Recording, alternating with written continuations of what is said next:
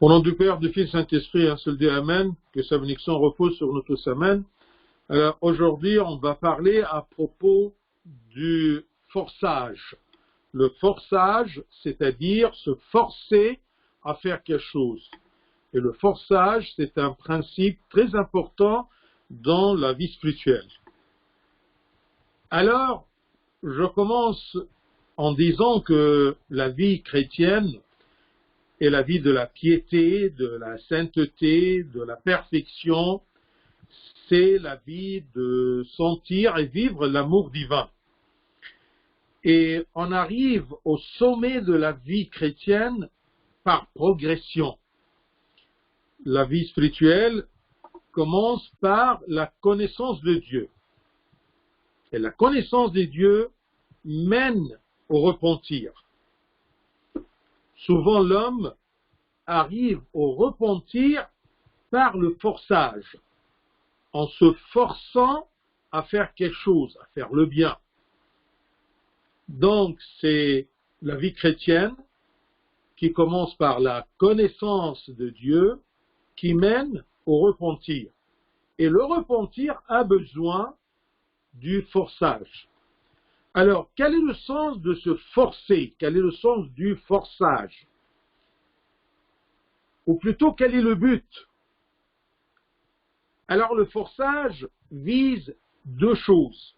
Se forcer à faire deux choses. Premièrement, quitter le péché. Deuxièmement, c'est faire ce qui est bien. Alors, ce sont les deux choses qu'on doit s'efforcer à faire. Quitter le péché et faire ce qui est bien. On doit se forcer parce que tout simplement, il y a toujours des empêchements, des obstacles extérieurs et des obstacles intérieurs. C'est pour cela qu'on s'efforce contre ces obstacles, contre ces empêchements-là. C'est pour cela que le Christ a dit selon saint Matthieu, je cite, « Mais étroite est la porte, resserrez le chemin qui mène à la vie. Il y en a peu qui le trouvent.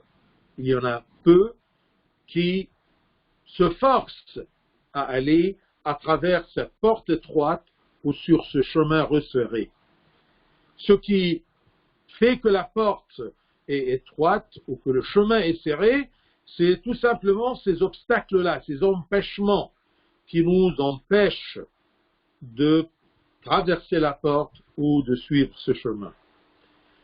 Quels sont ces empêchements, ces obstacles qui nous obligent à s'efforcer? Eh bien, Saint Jean, dans son premier épître, chapitre 2, verset 16, il a résumé ces empêchements-là en disant « Car tout ce qui est dans le monde, la convoitise de la chair, la convoitise des yeux et l'orgueil de la vie. » Eh bien, c'est ça les empêchements extérieurs. La convoitise de la chair, la convoitise des yeux et l'orgueil de la vie, ou le luxure de la vie, ne vient point du Père. Tout ça, ça ne vient pas du Père, ça vient du monde extérieur. Ne vient point du Père, mais vient du monde. Donc, les obstacles extérieurs comportent les tentations. Ou plutôt, je préfère utiliser le terme comporte les tentations ou le charme du péché. Parce que le péché a un charme qui nous empêche d'aller vers la vertu. Alors, les obstacles extérieurs comportent le charme du péché et les combats de Satan. Les obstacles intérieurs sont tous les mauvais désirs, que ce soit le plaisir charnel, que ce soit le plaisir matériel, le plaisir de faux désirs, le plaisir de rêver, le plaisir de la fausse liberté, le plaisir du bavardage. Alors, pour se libérer de tous ces obstacles, de tous ces plaisirs, de tout ce charme du péché, eh bien, l'homme doit se forcer afin de s'y échapper. Il n'y a pas d'autre moyen que se forcer à fuir, c'est forcer à fuir le péché et c'est forcer à faire le bien. Bien sûr, se forcer, comme on a dit au commencement, c'est le début du chemin. C'est la première étape de ce qu'on appelle l'escalier spirituel qui mène à hauteur spirituelle. Se forcer est le début du chemin. Tu commences par là et la grâce de Dieu te tire pour continuer avec toi jusqu'au bout. Ça commence par se forcer, par ce forçage. Et en voyant cela, eh bien, Dieu te tire vers le bien, vers le sommet, par sa grâce. Et il continue avec toi jusqu'au bout. Donc, c'est un commencement. Le forçage, c'est un commencement.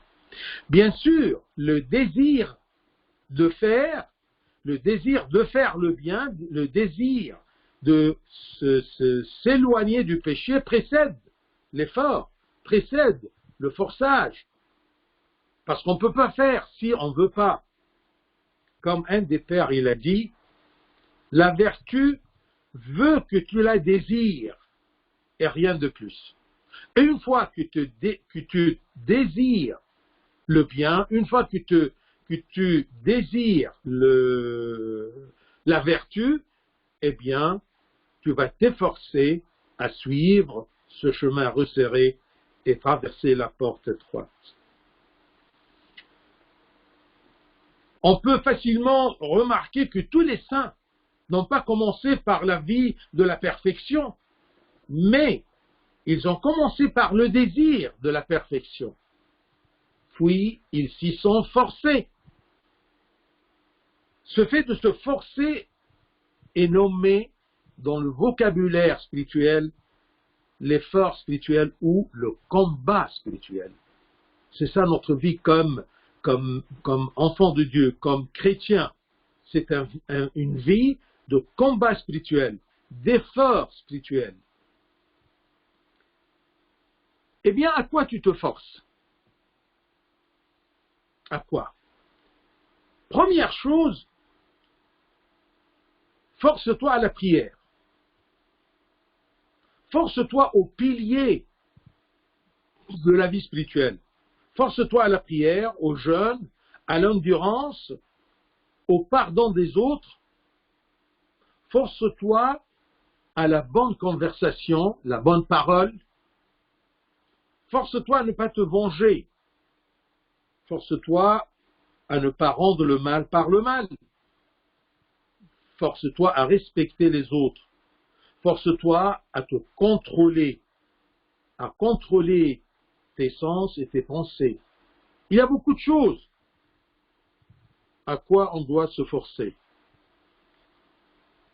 Et si tu te forces à ces choses-là, eh bien tu arrives à la fortification de ta volonté.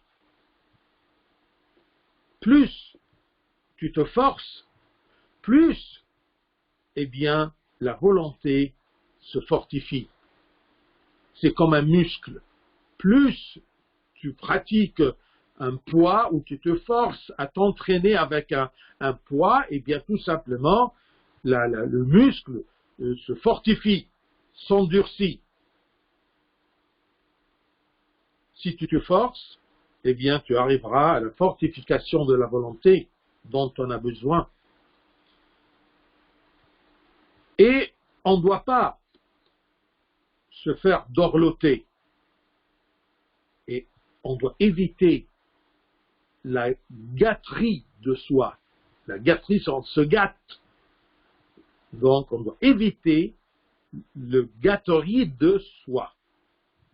J'ai trouvé que gâterie, je croyais que ça c'est féminin, mais attention, c'est le gâterie de soi. On se gâte nous-mêmes. On dorlote notre âme. Alors, par le forçage, on arrive à se redresser si notre âme s'égare. Par le forçage, eh bien, on oblige l'âme d'aller dans l'opposé du mal. Si l'âme veut le mal, eh bien on le force contre sa volonté vers le bien, loin du mal. Un exemple biblique à propos de cet empêchement de l'âme de nous faire périr. On l'oblige à ne pas s'égarer, à se redresser si même elle s'égare. Ce qu'on a entendu du Christ selon l'évangile selon saint Matthieu, chapitre 5, 29 et 30, versets 29 et 30. Matthieu 5, 29, 30. Si ton œil droit est pour toi une occasion de chute, arrache-le et jette-le loin de toi. Car il est avantageux pour toi qu'un seul de tes membres périsse, que ton corps entier ne soit pas jeté dans la géhenne. Alors ça, c'est un efforcement. J'empêche l'âme de s'égarer, même si la cause c'est mon œil, quelque chose de précieux pour l'homme, eh bien je l'arrache. Et si ta main droite est pour toi une occasion de chute, une occasion d'égarement, d'éloignement de la vertu, coupe-la et jette-la loin de toi, car il est avantageux pour toi qu'un seul de tes membres périsse, et que ton corps entier n'aille pas dans la géhenne. C'est un empêchement infiniment sérieux. Je ne veux pas dire que tu dois arracher ton œil ou couper ta main, mais au moins, s'il y a une fréquentation, une personne qui t'aide à t'égarer, eh bien, éloigne-toi de cette personne, les mauvaises fréquentations. Si un endroit t'empêche de suivre le chemin de Dieu, eh bien, force-toi à t'éloigner, à te priver, à t'empêcher de ce lieu, de cette personne, ainsi de suite. Tout ce qui est moyen de forçage, on l'appelle entraînement ou exercice spirituel. On doit s'exercer, on doit s'entraîner. Comme saint Paul, il a dit aux Philippiens, chapitre 4, verset 12, « Je sais vivre dans l'humiliation, je sais vivre, je m'entraîne. Je sais vivre dans l'humiliation et je sais vivre dans l'abondance. Et en tout et partout, j'ai appris. En tout et partout, j'ai appris à être rassasié, à avoir faim, à être dans l'abondance et à être dans la disette. » Vous voyez, il s'entraîne, il apprend. Il sait par l'entraînement. Et c'est quoi l'entraînement? C'est un forçage. Il se force à s'adapter dans toutes les occasions pour suivre la vertu. Donc, force-toi à la performance dans les entraînements spirituels. Et si tu échoues une fois, ne désespère pas. Mais, cherche les causes et surmonte-les avec endurance. Cherche d'abord pourquoi j'ai échoué. Pourquoi je ne suis pas arrivé à m'efforcer. Il y a quelque chose qui m'a empêché. C'est quoi? Est-ce que c'est quelque chose d'extérieur, quelque chose d'intérieur? Cherche les causes et surmonte-les, mais avec endurance. Et continue jusqu'à le succès. Le pape Chénoud, une fois, il a dit qu'on utilise le forçage, même avec les nourrissons et les enfants. Regardez le sevrage. Tout simplement, c'est quand on arrête d'allaiter le bébé pour qu'il commence à avoir quelques nourritures solides. Eh bien, au commencement du sevrage, le bébé crie, pleure, mais après, on le force à manger. Et après, eh bien, il prend plaisir, il prend intérêt à manger, parce qu'à un moment, le lait maternel ne suffit pas. Même pour les enfants, les premiers jours, quand on les force à quitter la maison pour aller à l'école, ils pleurent. Et on les force. Ils pleurent et ils refusent au commencement. Mais plus tard, ils s'adaptent à l'école et ils en profitent. Et ils s'en réjouissent. Vous voyez, c'est ça l'enfant. Alors, ce qu'on pratique avec l'enfant, on le pratique avec nous-mêmes aussi. On se force, malgré que c'est difficile, ou que ça ne nous plaît pas. Parce que si ça nous plaît, ce n'est plus du forçage. Je fais quelque chose que j'aime. Je ne me force pas à faire quelque chose que j'aime, mais normalement, je me force à faire quelque chose qui est difficile pour moi, qui n'est pas très acceptable, mais elle est très importante pour ma vie spirituelle, pour mon salut. Et comme les pères nous disent, force-toi avant que quelqu'un d'autre te force. Saint Macaire, il a dit, juge-toi mon frère avant qu'on te condamne. Juge-toi mon frère. Juge toi-même pour te redresser. Juge toi-même pour te forcer à être bien, avant qu'on te juge de l'extérieur et on te condamne. Et comme c'est dit, l'assiduité est mieux que la coercition ou la contrainte. Coercition, c'est un terme un peu juridique, mais c'est la contrainte. Être assidu de ta part est beaucoup mieux qu'une obligation une contrainte te vient de l'extérieur. Force-toi à faire le bien. Mieux que tu sois obligé de le faire, que ce soit par la loi ou par le châtiment. Donc, force-toi avant que quelqu'un d'autre te force. Comme on a dit, se forcer à quoi? On a dit que c'est très important, je vous donne des exemples prioritaires, c'est-à-dire la prière. Se forcer à la prière.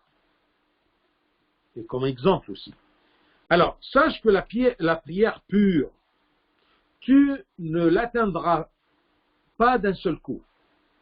On ne peut pas commencer la prière, on sent que je suis au sommet de la prière pure, la prière profonde. Attention, la prière pure, elle est atteinte par progression et par le forçage. Ça ne vient pas tout d'un coup. Comme un des pères, il nous a dit, si tu attends la prière pure pour commencer à prier, tu ne prieras jamais. Donc, commence à te forcer, parce que la prière n'est pas facile. Alors, si tu veux commencer à prier, commence, même si ce n'est pas une prière profonde, même si il y a beaucoup d'empêchements. Force-toi. Mais force-toi dans la prière à l'assiduité et au rallongement de la prière. Essaie d'allonger un peu ta prière. Prends ton temps en priant et sois assidu. Et évite l'ennui dans la prière. Une fois que tu t'ennuies, non, force-toi à continuer. Ne fuis pas la prière. Tiens tes sens d'être étourdi durant la prière. Je ne peux pas te dire comment. C'est comme personne ne t'a appris comment te concentrer dans tes études. Eh bien, essaye de tenir tes sens d'être étourdi durant la prière. Empêche tes pensées de se perdre loin chaque fois que ta pensée va dans quelque chose d'important, dans un événement, dans un travail que tu dois faire ou accomplir. Eh bien, attire tes pensées. Ne les laisse pas aller loin parce que tu es en présence de Dieu. Tu es debout devant le roi des rois. progression, forçage.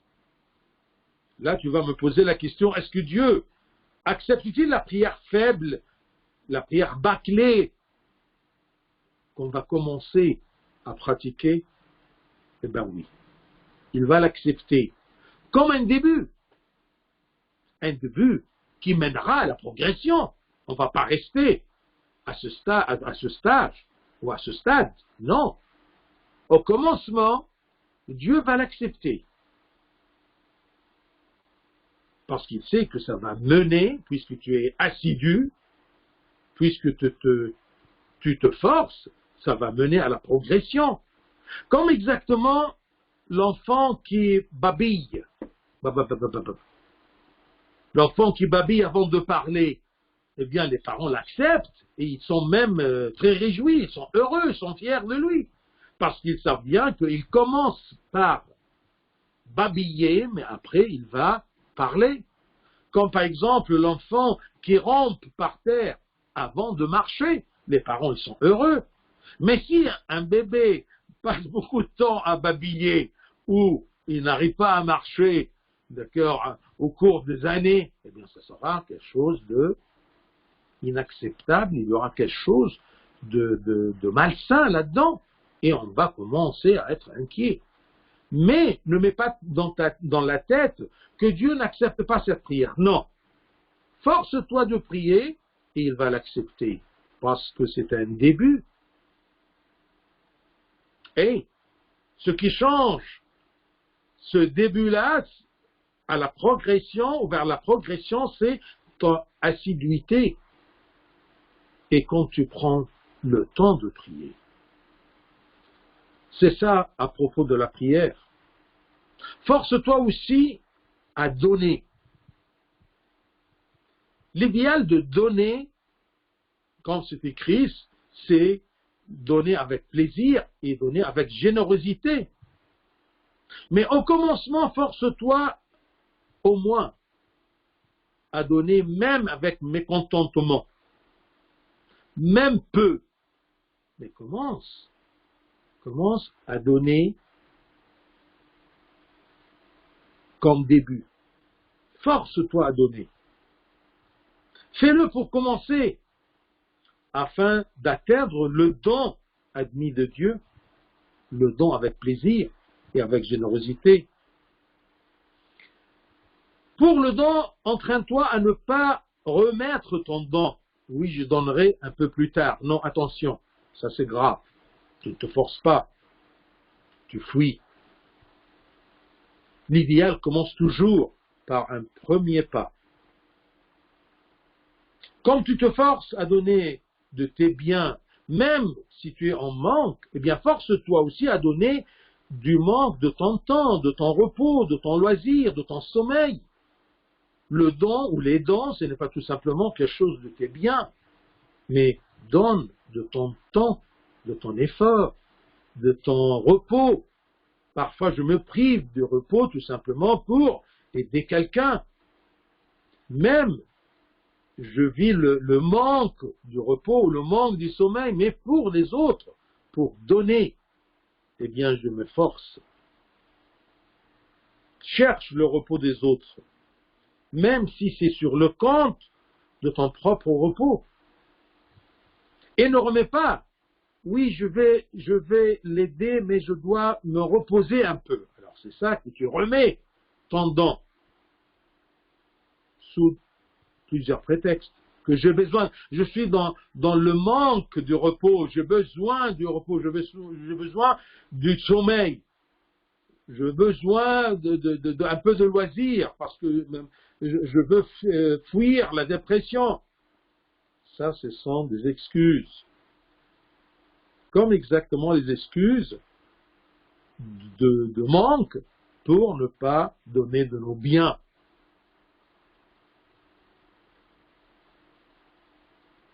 Donc, force-toi à la prière, force-toi à donner, force-toi à avoir toujours des bonnes conversations, de bonnes paroles. Parce que sache bien que chaque parole que tu prononces aura un effet, que ce soit un bon effet ou un effet qui peut être nuisible pour l'autrui. Attention, il n'y a pas une parole qui sort de ta bouche comme ça, sans conséquence. Et le Christ nous a dit, selon saint Matthieu, je vous le dis, au jour du jugement, les hommes rendront compte de toute parole vaine qu'ils auront proférée. Car par tes paroles, tu seras justifié, et par tes paroles, tu seras condamné. Donc, ta parole, tes conversations, eh bien, c'est très important de te forcer à se contrôler bien. Parce que par tes paroles, tu seras justifié, et par tes paroles, tu seras condamné. On a besoin de cet entraînement, de ce forçage dans notre façon de parler avec les gens. Force-toi aussi à refuser chaque pensée qui te sollicite au péché. Il y a beaucoup de péchés qui peuvent te venir et passer. Bien, tant mieux. Mais il y a des péchés qui s'arrêtent. Et elles te sollicitent au péché. Eh bien là, tu te forces à refuser. Refuse. Même les pères expérimentés dans la vie spirituelle, ils nous conseillent, même s'il y a une pensée qui te met la pression, qui ne te laisse pas facilement, fuis-la par le report. Le report, c'est-à-dire de la remettre. Remettre le péché. Ou dans un terme juridique, eh bien, fuis cette pensée-là par le sursis. Dis bien, oui, bien, je vais le faire, mais pas maintenant. Remets-la. Le report, je vais le reporter un peu plus loin. Parce qu'il y a beaucoup de choses qu'on sait bien reporter, comme la prière, comme le don. Eh bien, quand il y a une pensée qui te met la pression pour aller vers le péché, eh bien, utilise le système du report, du sursis. Force-toi à ne pas commettre le faux. On a commencé en disant que le forçage, c'est le forçage dans deux axes très importants. Ne pas faire le péché et faire le bien. Donc, force-toi à ne pas commettre le faux jusqu'à ce que tu t'habitues à la vertu et que tu la préféreras. Ce sera non pas un forçage, mais tu préfères la chose, tu aimes la chose, tu le fais par amour, non pas par force. Ainsi, tu vivras la vertu sans forçage. Mais ça prend un peu de temps.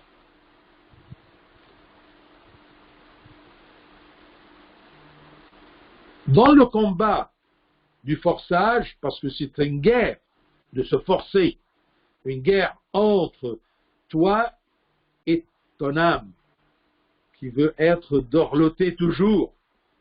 Alors, dans le combat du forçage, dans l'entraînement du forçage, évite la lassitude.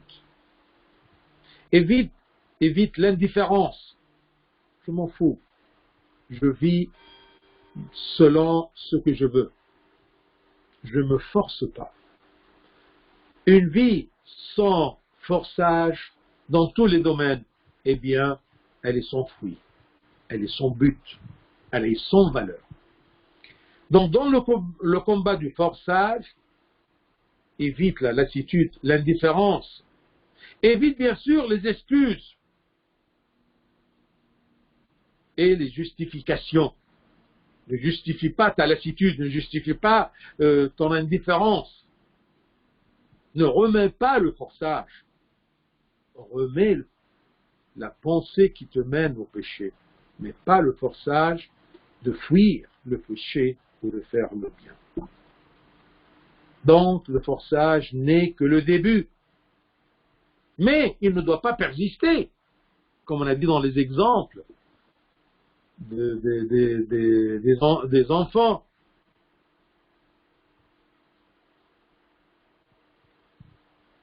C'est un début jusqu'à ce que tu t'habitues, jusqu'à ce que tu sens une progression. Et c'est ça le rôle de ton coach spirituel, ton père spirituel qui te guide. Et quand tu tombes, il t'aide, il t'encourage à te forcer à continuer, à te forcer à suivre le chemin retroussé. Quoique il y en a d'autres genres de forçage nécessaires pour la vie de progression spirituelle, ce sont des degrés un peu plus élevés, mais ce n'est pas notre cas maintenant. Notre cas, c'est comme débutant, je dois commencer à m'efforcer à prier, à m'efforcer à fuir n'importe quel péché qui me met la pression pour commettre le péché, le forçage.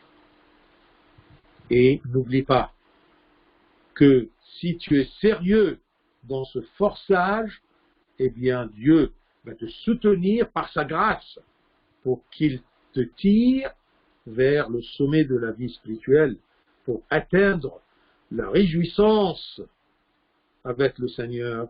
Gloire à lui éternellement. Amen.